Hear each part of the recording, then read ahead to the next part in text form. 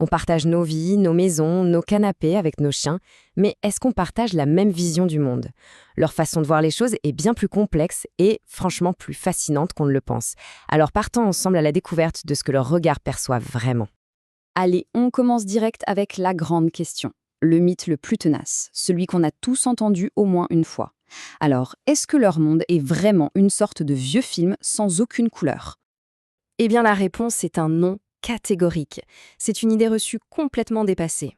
La réalité, celle que la science nous a révélée, est beaucoup plus nuancée et honnêtement bien plus intéressante.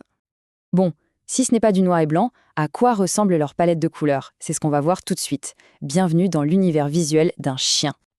Le terme scientifique clé à retenir, c'est vision dichromatique. Pour faire simple, là où les humains ont 3 types de capteurs de couleurs dans l'œil, les chiens, eux, n'en ont que 2. Et cette petite différence, eh bien, elle change absolument tout. Voilà la différence fondamentale. Nous, les humains, on est trichromates. Nos yeux ont des récepteurs pour le rouge, le vert et le bleu. Les chiens, eux, sont dichromates. Ils captent très bien les longueurs d'onde du bleu et du jaune, mais il leur manque le récepteur pour le rouge. Concrètement, qu'est-ce que ça veut dire? Eh bien, leur monde est principalement fait de nuances de bleu, de jaune et de gris. Ils vont très bien faire la différence entre un objet bleu et un objet jaune, mais le rouge et le vert, pour eux, c'est presque la même chose. Imaginez ce jouet rouge vif sur une pelouse bien verte. Pour un chien, c'est un objet un peu marron-gris sur un fond marron-gris. Voilà pourquoi un jouet bleu ou jaune est souvent bien plus facile à retrouver dans le jardin. D'accord, donc ils perdent un peu en couleur. Mais attention, ce qu'ils perdent d'un côté, ils le récupèrent et largement de l'autre. C'est maintenant qu'on aborde leur véritable super-pouvoir visuel. Voici leur arme secrète pour voir la nuit, le tapetum lucidum. C'est un nom un peu barbare pour une structure anatomique que nous les humains, on n'a pas du tout. C'est une sorte de surface réfléchissante, un miroir, placé juste derrière leur rétine. La meilleure image, c'est vraiment celle-là. Des lunettes de vision nocturne, mais intégrées directement dans leurs yeux.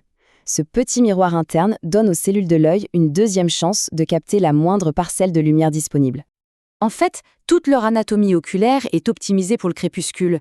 Leurs pupilles sont plus grandes pour laisser entrer plus de lumière. Ils ont beaucoup plus de bâtonnets, ces cellules spécialisées dans la vision en faible lumière. Et bien sûr, le fameux tapetum lucidum. Tout est conçu pour une efficacité maximale quand la lumière baisse. L'autre super-pouvoir, c'est leur perception du mouvement. Et ça, c'est lié à un concept qui s'appelle le seuil de fusion du scintillement. Pour faire simple, c'est la fréquence d'images par seconde à laquelle leur cerveau analyse le monde. Pour un humain, ce seuil est d'environ 60 Hz. Pour un chien, on monte à 60, 70, 80 Hz, et parfois même plus. Ça veut dire qu'ils traitent les informations visuelles beaucoup, beaucoup plus vite que nous. D'ailleurs, un film à la télévision qui nous paraît fluide pourrait leur sembler un peu saccadé, comme une succession d'images. Cette capacité à voir plus d'images par seconde les rend incroyablement doués pour repérer le plus petit mouvement, le plus rapide. C'est un avantage énorme pour un chasseur qui peut ainsi voir un écureuil détalé ou une balle fuser en une fraction de seconde. Mais la vision, ce n'est pas qu'une histoire de lieu, c'est aussi une histoire de cerveau. Et grâce à des recherches récentes qui utilisent l'IRMFI, une technique qui permet de voir le cerveau en pleine action, on a des aperçus incroyables sur la façon dont le cerveau canin traite ce que les yeux lui envoient. Cette phrase, tirée d'une étude comparative, peut sembler complexe, mais ce qu'elle révèle est fascinant. Elle nous dit que le cerveau des chiens, un peu comme celui des primates, est câblé pour faire une différence fondamentale entre ce qui est vivant et ce qui ne l'est pas. Les études montrent en effet que le cerveau d'un chien s'allume bien plus face à des êtres vivants.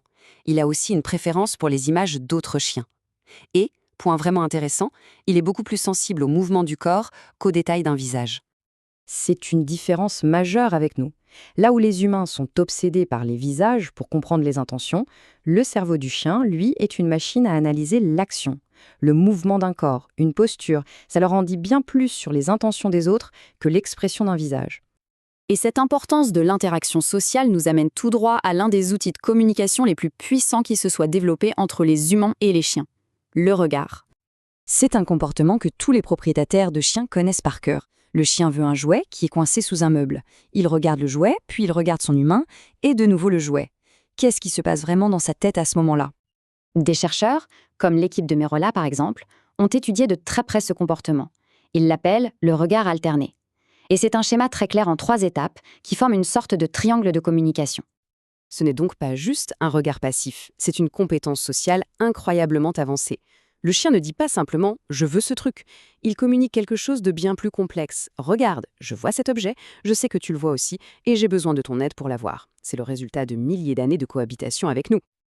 Alors, après avoir fait tout ce tour d'horizon, la question se pose. Si on met tout dans la balance, leurs capacités visuelles sont-elles au final supérieures ou inférieures aux nôtres? En fait, la vraie réponse, c'est que la question est mal posée. La vision d'un chien n'est ni meilleure ni pire que la nôtre. Elle est simplement différente. Elle est parfaitement adaptée à un monde de chasseurs crépusculaires, un monde optimisé pour détecter le mouvement et interagir à travers l'action. Comprendre ça, c'est peut-être la meilleure façon d'apprécier encore plus notre plus fidèle compagnon.